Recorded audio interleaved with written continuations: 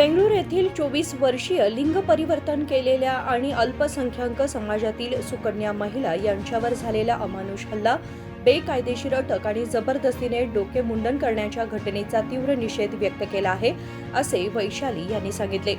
बुधवारी बेळगाव येथे आयोजित पत्रकार परिषदेत त्या बोलत होत्या।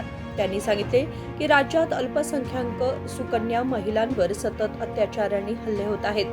अलीकडेच दोड्डबळ्ळापूर येथे तेलंगणातील सिद्दीपेट जिल्ह्यातील सुकन्या महिला हिच्यावर चोरीचा आरोप करून तिला बेदम मारहाण करण्यात आली। विजयपूर, म्हैसूर, कलबुर्गी आणि बेंगळूर या ठिकाणी आमच्या सुकन्या महिलांवर हल्ले झाले असून हे पोलीस प्रशासनाचे अपयश आहे, असा आरोप त्यांनी केला। ನಮ್ಮಲ್ಲಿ ಯಾವುದೇ ಕೊರತೆಗಳಿಲ್ಲ।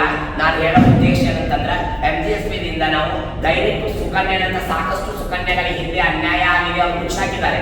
ಆದರೆ ಈ ಸುಕನ್ಯೆಗಳ ಮುಖಾಂತರ ಈ ಒಂದು ಇತಿಹಾಸದಲ್ಲಿ ಮುಂದಾಗುವಂತ ಘಟನೆಗಳಿಗೆ ನಾವು ವಿರಾಮ ಕೊಡುವುದೇ ನಮ್ಮ ಉದ್ದೇಶ ಇದೆ।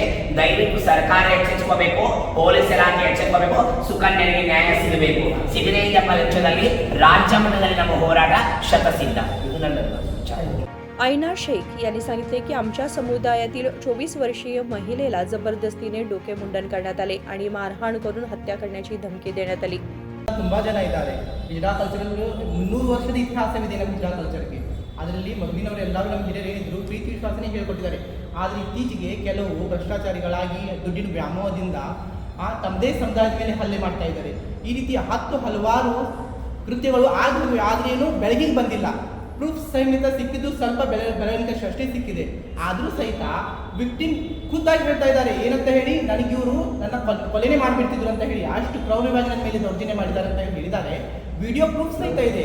ಆ ಆಧಾರದ ಮೇಲೆ ಇದ್ರೂ ಕೂಡ ಅವರು ಬೇಲ್ ಕೊಟ್ಟು ಅವ್ರನ್ನ ಹೊರಗಡೆ ಬಿಟ್ಟಿದ್ದಾರಂದ್ರೆ ಅವರಿಗೆ ಮತ್ತೊಂದು ಸ್ವಲ್ಪ ಧೈರ್ಯ ಬರಲ್ವಾ?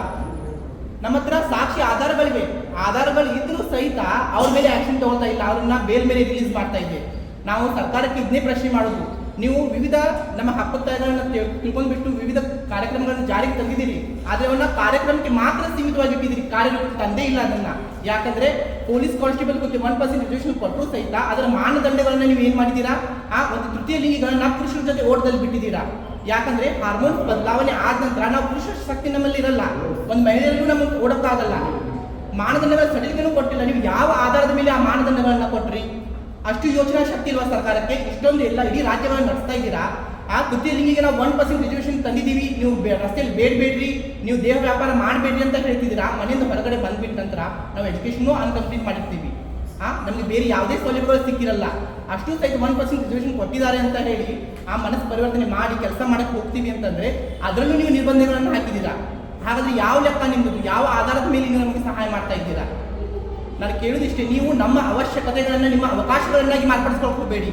ನೀವು ನಮ್ಮ ಸಹಾಯಕ್ಕೆ ಬಂದಿದ್ದೀರಾ ಅಂದರೆ ಸ್ವಚ್ಛ ಮನಸ್ಸಿಂದ ಮಾಡಿ, ನೈಜತೆಯಿಂದ ಮಾಡಿ, ತೋರ್ಪಡಿಗೋಸ್ಕರ ಮಾಡಲಿಕ್ಕೆ ಹೋಗಬೇಡಿ। ಯಾಕಂದರೆ ಇಂತಹ ಕ್ರೂರ ಅಪರಾಧಗಳು ಆಗ್ತಾ ಇದ್ದಾವೆ ಅಂದರೆ ಅದಕ್ಕೆ ಕಾರಣ ಸರ್ಕಾರನೇ।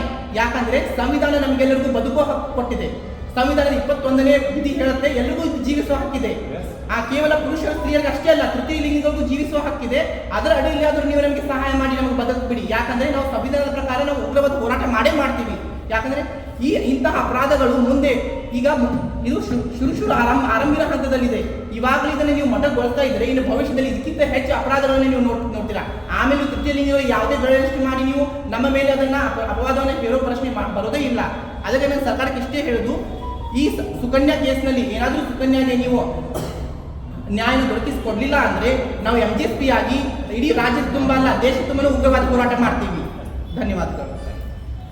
या प्रसंगी किरण बेदी, तानाजी सावंत, बाबासाहेब कांबळे, सरला सातपुते, कविता जारकीहोळी आणि इतर कार्यकर्ते उपस्थित होते। विनोद कोलकार, KMM मराठी, बेळगाव।